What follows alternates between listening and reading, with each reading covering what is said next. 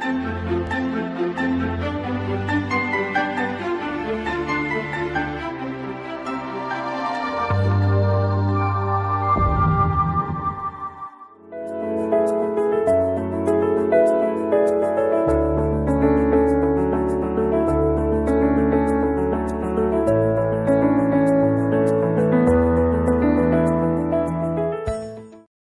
were discussing about the possibility of cargo like rice getting damaged. Obviously, we have to take precautions. What are these precautions? Ensure that the bottom fouling, that is the lowest layer of the rice kept one on the top of the other, is not damaged, because that will in turn damage the other. You need to see that all conditions are met in which water seepages are reduced, and we need to keep additional clauses in the contract that who will bear the risk if the damage takes place. Is it the shipping line or the charterer? Is it the port authority, or is it the stevedore who is working on board the ship? We need to carry out pre-loading survey where we need to find out whether the ship's hold means a compartment in the ship, are clean and free of salt and other residues, whether the covers of the hold called hatch covers are weather tight, there are adequate ventilation systems on board which are not obstructed, material used at dunnage should be clean and dry, and adequate ventilation channels should be constructed to ensure that the air circulation takes place. Pre-loading survey, we should indicate the moisture test to find what is the moisture already in the. We need to carry out the independent tallying, means you tally the number of bags that has been put on board the ship. Pre-loading inspection and continuous tally on board to ensure that only the sound bags, that means bag not damaged, are loaded onto the vessel. And there should be visual quality inspection whether the bags has been damaged, cut, torn, or there is stained bags indicating fouling of goods inside the bag.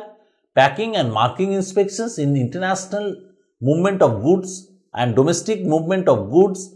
The label or the marking on the packets are very essential, so that one can easily identify by looking into the way instructions are written on the packets. The company name, the mark or the number by which the packet can be recognized, they should be all clearly laid down, as well as the handling instruction. You must have seen that many times in carton, they will give a symbol of a glass indicating that there is a fragile item there.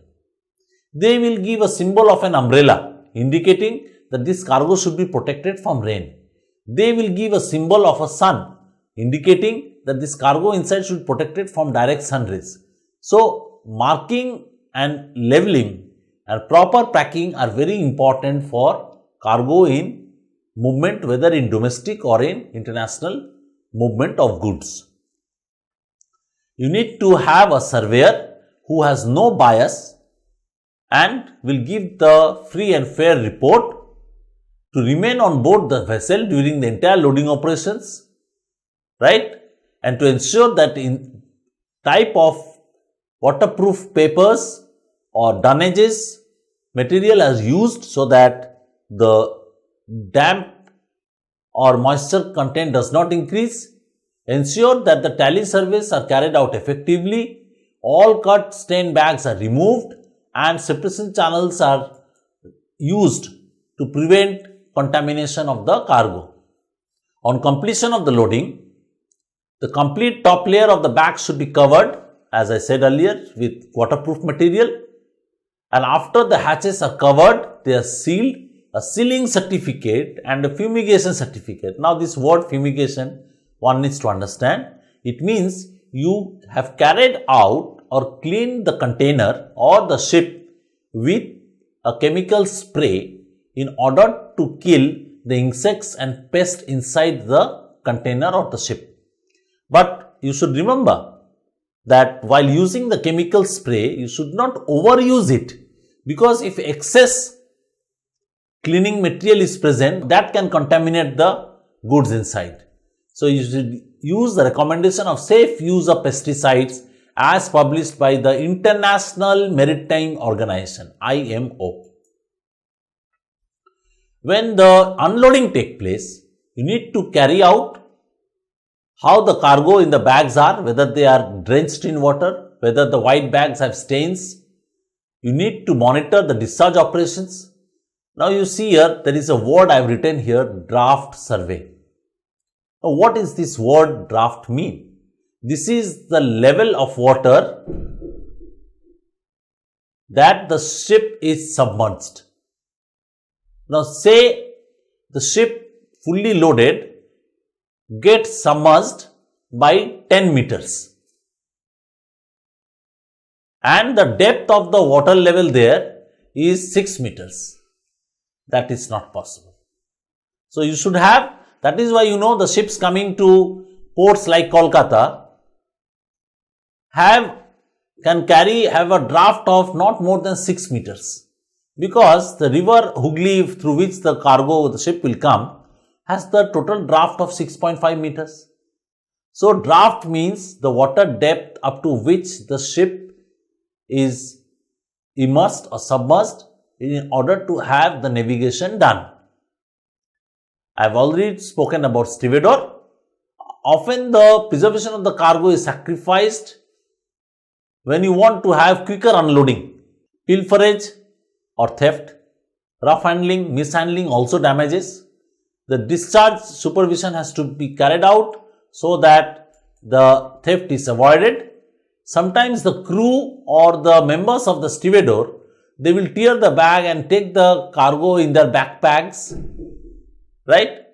And they will steal the cargo. So you need to ensure that you have taken pictures, issued protest notes, put the charter on notice, have the check and system in place, that is, have a surveyor who can do this job also while unloading.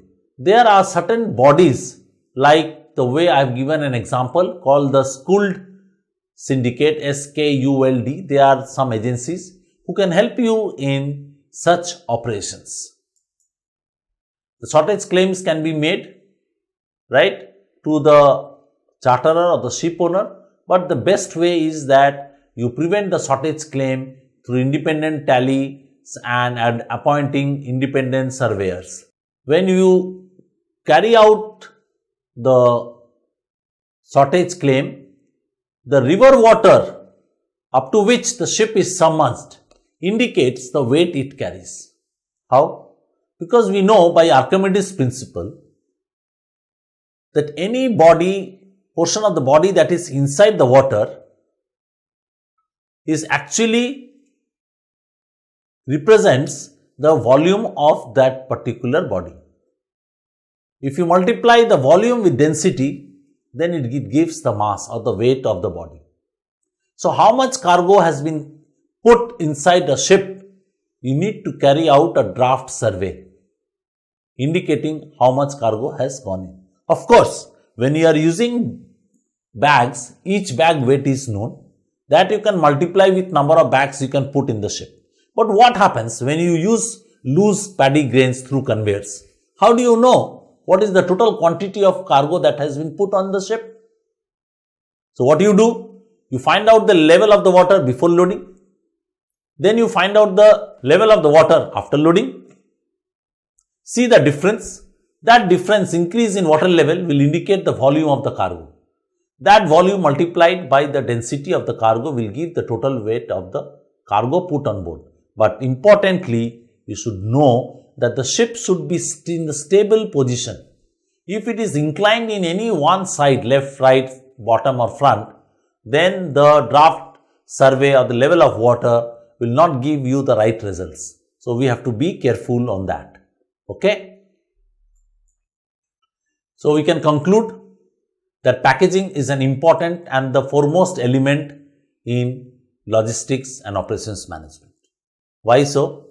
The reason is the way customer wants, you have to pack the goods. And the way you pack the goods will determine what is the warehouse. Is it a grain silo? Is it a covered warehouse? or is it an open yard because you have put the grain inside a container? So packaging is the important aspect. Depending on that, the carrier or the transportation will also undergo a change. The objective of packing should be to preserve the cargo from climatic forces and contamination, to protect the cargo from mechanical stress, theft and piracy, to store the cargo rightfully inside the warehouse. So, if you put the packaging in such a way that you put the cargo in bags, it becomes a breakable cargo. If you put the bags in container, it becomes a container cargo. If you handle it in a loose dry bulk form, then it is a dry bulk cargo. If it is a liquid loose form, then it can be liquid bulk cargo, and accordingly your warehousing, material handling and transportation will undergo a change.